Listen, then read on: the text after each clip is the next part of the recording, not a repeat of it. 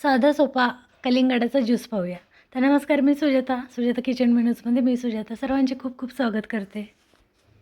रेसिपीला सुरुवात करूया. कलिंगडचे असे आतला जो गर असतो ना, ते छोटे छोटे तुकडे करून घेतलेत पाहू शकता.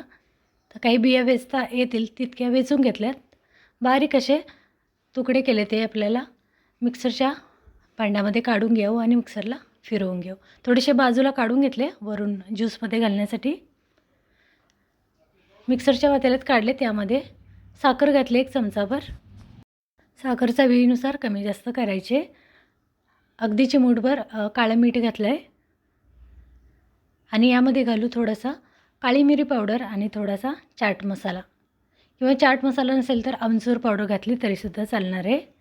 बर्फाचे 4 ते 5 तुकडे मिक्सरला फिरवून घेऊ.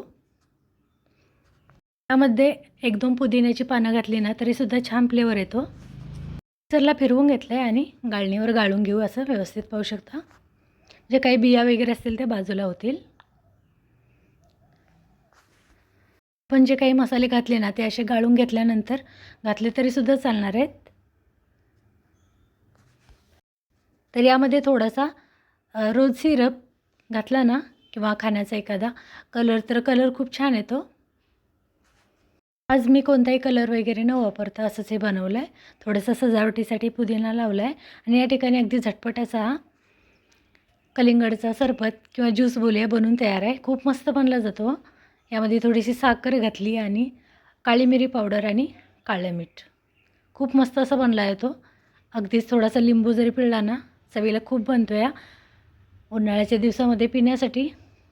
तर एरवी तर आपण कलिंगड कापून वगैरे खातो, पण असा ज्यूस बनवला ना तर खूप मस्त असा बनला जातो. एकदा या पद्धतीने नक्की बनवून पहा.